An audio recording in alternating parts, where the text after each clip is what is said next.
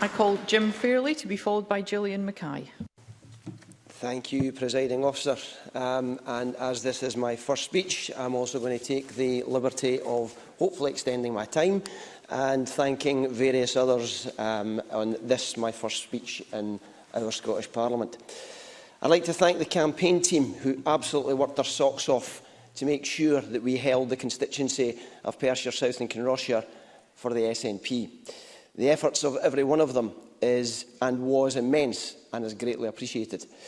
Previously, this seat has been held very tightly and very ably by the titan of the independence movement, Rosanna Cunningham.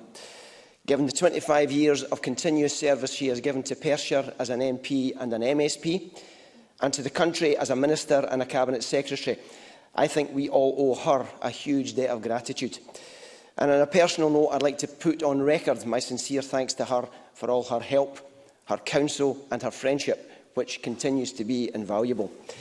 And if you add John Swinney and Pete Wishart, this is an aside, it makes you wonder why they keep calling Perth a Tory town, because it hasn't been for a very, very long time. I'd also like to thank someone else whom, much to my shame, I forgot to thank in my election day acceptance speech, and that's my fabulous wife, Anne. She simply makes my ability to do what I need to do possible, and I think we all need a rock and safe space in our life, and Anne is undoubtedly mine.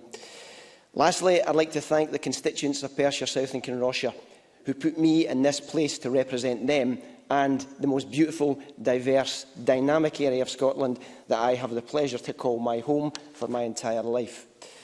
The constituency is blessed with a food offering and a hospitality sector which really is hard to beat. Farm shops like Jamesfield Organic Centre, Lochleven's Larder and Gloagburn Farm Shop give access to the best of local produce, and I have to say that I'm very proud to have been the founder of Perth Farmers Market, which helped to establish markets and farm shops like those mentioned right across the country. And the constituency is doubly blessed in having people who can take that produce at the farm gate and turn it into an artistry on a plate. And I am immensely proud of my late brother Andy's restaurant at Gleneagles Hotel, where Stevie McLaughlin and Dale Dewsbury keep the flame burning very bright, and restaurant Andrew Fairlie, still the only 2 Michelin star restaurant in Scotland. And yet the flip side of that is that we live in a society where there are still folk for whom even the simplest of meals is a struggle to secure. And that's why there are charities like Broke Not Broken, who have just received the Queen's Award for Voluntary Service, the Climate Change Swap Shop and Letham for All, and that's where they come into their own. But let's be under no illusion. For all the brilliant work that these organisations carry out in our community, the need for them is in fact an affront to decency. It's a moral stain in our society that we still need food banks for the working poor, and that we still have second-hand recycling shops for people who have found themselves with not so much as cutlery and plates to eat off, let alone a table to sit on, a bed to sleep in, or a chair to sit on. So I humbly give my immense thanks to all of these organisations, whilst at the same time pledging to do everything in my power to make them utterly redundant and unneeded. And when our constituents send us here, they do so in the rightful expectation that we come here to this chamber with purpose. And surely that is one purpose that we can all get behind. Presiding Officer, I've taken advantage of the degree of latitude that you allow first-time speakers, but in reality, the link between education, homelessness, poverty and poor life chances is real. If the education we give our children and young people doesn't work for them, their life chances are reduced. School for me was purgatory. I was neither engaged, enthused or given any vision of ambition or what I could achieve. No one tapped into the entrepreneurial thinking that I had, and simply because I was not an academic. I had ideas, I had ambition, I had imagination, but what I didn't have was anyone listening to what those ideas were. My daughters then went to the same school as I did, and when they told me that they were going to be a health promoting school, I took the opportunity to get involved. A health promoting school tackles health holistically, the health of the child both physically and mentally, the health of the facilities, the health of the community in which the school resides, and it includes educators and embraces a community involvement. And I got involved with the principal aim of reaching to the youngsters, like me, the disengaged and those heading off in the wrong course. We developed a school garden and grew vegetables and sold it to the Home Economics Department, who used that produce to teach cooking. But we then went further. They were taught to understand the value of what they produced by establishing a link to Scone Palace, selling tickets to a grand banquet where the food was grown, cooked and sold for £30 a ticket by an engaged, vibrant group of young people, some of whom, like me, thought that school was purgatory. Some of them went on to join the hospitality industry. Those who didn't still develop life skills and critical thinking that stood them in good stead. But they all learned something.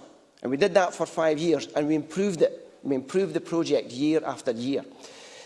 I've got an ambition that every child in my constituency will have learned how to make a pot of soup by the time they leave primary school. Now, that's an idea that I nicked, and I've got to be honest about that, from Mike Small from Fife Diet.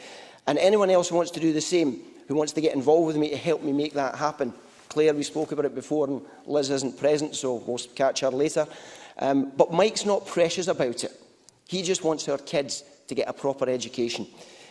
I recently visited Comrie Primary School, who have joined up with John Castles from the Wild Hearth Bakery in Comrie, and they're growing heritage wheat, which they will harvest and mill, and John is going to teach them the science behind making bread. And at Comrie Primary School, they've already taught them to make soup. They do it every week. And then they got out in the woods for an outdoor learning session with a flask of soup that they made themselves.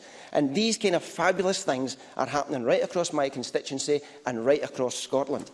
And what I'm describing here in a tiny way is Curriculum for Excellence in action.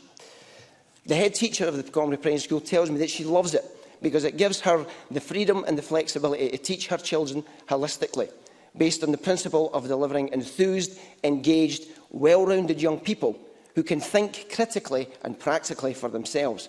And they do. When I was there, the School Eco Group brought to my attention that the use of single-use plastic dinner trays are being used to serve them lunch, and they want it stopped. So I put on notice Tayside contracts. I will be in touch, but that's a whole different debate on another day.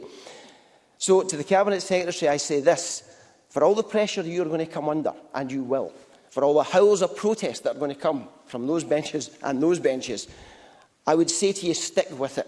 Be strong and be bold, because where this country leads right now, others will follow.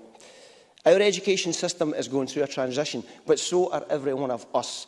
We should all embrace the fact that we are learning new stuff every day. Learning never stops. And education isn't just about the 3 R's or academic qualifications.